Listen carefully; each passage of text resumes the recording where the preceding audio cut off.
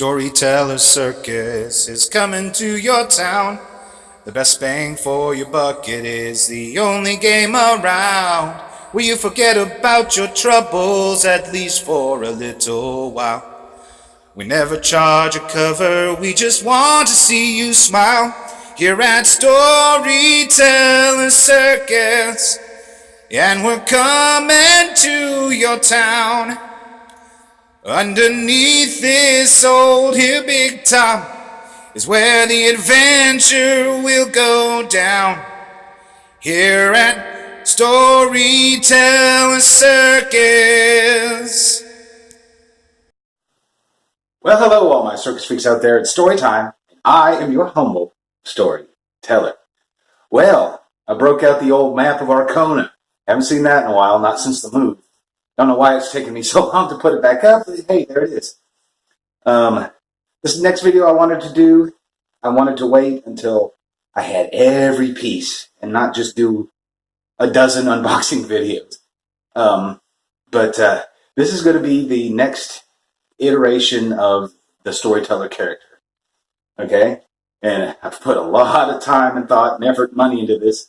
We've got the normal storyteller, this get up right here. We've got the OG storyteller, which is the old cardboard duct tape gimmick I came up with for BCW. We've got the triumphant storyteller, which is the all the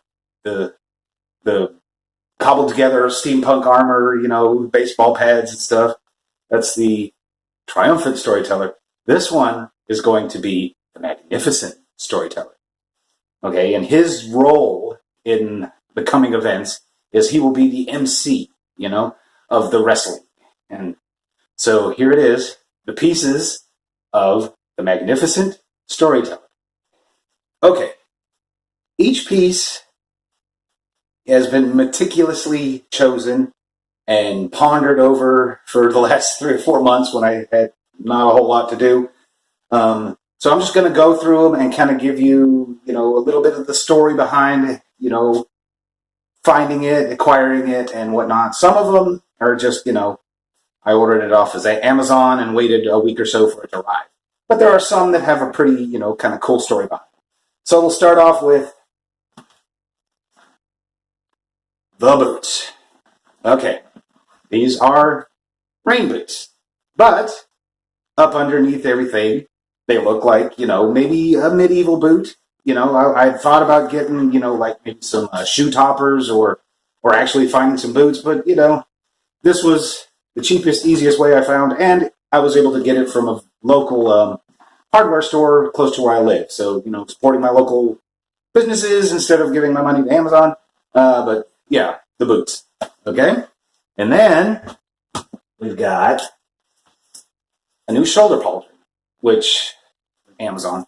But, that's going to rest on a shoulder. It'll look really cool when it's all put together. Shoulder pauldron. These right here, these have a kind of cool story. These are bracers. Now, I had another pair that I'd gotten, but they were kind of flimsy, kind of faux leather, and I really liked the way these looked. These came from an antique store really close to where I live. And they just look awesome, man. They're rusted, and they look like they're battle-worn, and they, just look really good on the camera. But yeah, the bracers, again, supporting local. All right, next thing. This is going to be the tabard, okay? And that'll be worn, across the front and belted, and, the armor will go over top of it. This was Amazon. But this right here, this, I don't know if I've shown this before on my channel or not. This I got several years ago from a flea market locally, but it's a knife. It looks like a flintlock pistol, and it just looks kind of cool. And it'll look really good with the whole gimmick. Okay. This is actually, a lot of my props are going to have multi-purpose. I would love to be able to have unique outfits for every character, but sadly, yeah, I'm not a movie studio. But this is flint napped fiber optic glass, bone handle, sinew wrapped. I really love this thing. I was been fascinated by the Stone Age for a long time. But that came from a local knife seller. Had this for a while now. This is also a shoulder pauldron, which I think I actually did an unboxing of maybe a year ago or so. But yeah, that's also going to be part of the champion's armor. But for my purposes, I repurpose things. This came from a builder in India, I believe. I had to wait quite a while for this. First time it didn't ship or got lost in shipment, so I waited a good month on this thing. But it was well worth the wait. I love this thing. This right here is Amazon, but it's kind of cool because it mimics, at least on film from afar, it mimics chainmail, and it was $15 as opposed to a chainmail shirt and coif, which would have been setting back a couple hundred at least, for something that I would want. I would want riveted, preferably aluminum because it's lighter. But anyway, in the future maybe I'll get something like that. But until then, this works. It's just a shirt and a little hood that's worn up under everything, and it's supposed to mimic chainmail. This right here, I am particularly proud of. Yes, it's a belt, okay? Story behind the belt. I originally ordered one online thinking, it had an O-ring for the buckle, and it was the kind that you see in medieval things where they loop it through the belt and it kind of hangs down. The tail hangs down a little bit. Well, I ordered one online and thinking it was supposed to be like a 70-inch thing. Turns out it was 78 centimeters, I guess. Really need to pay attention to what you're ordering when you're ordering it. But yeah, so that was a bust. So I went out to the Dollar General and got a 46-inch belt. Okay, I then ordered off of Amazon this little holster and then this rapier frog. The holster will hold the gun. This will hold the sword. But I've wanted a sword belt for a long, long time. So I love this thing. I really am tickled by it. But yeah, it's a belt. I know.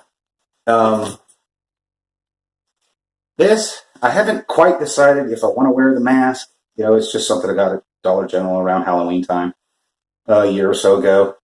I'm still trying to figure out what exactly the final look is going to be, and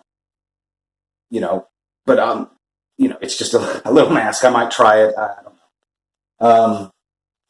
I did an unboxing for the rapier, so I'm going to save you that trouble. But that's the rapier. I love this. I love this thing. I've wanted a rapier for a long time. My blacksmithing goals are to one day be proficient enough at blacksmithing to be able to forge my own rapier. But that's just a hobby, This is just a little dagger that kind of matches the rapier. But the thing of it is, the holster that I got doesn't really fit it well, and this actually was the belt strap for the flintlock knife pistol thing, and it kind of works. But I'm not sure if I'm going to wear it as part of the costume. But it was part of the process, so that's why I'm showing it. Let's see what else here.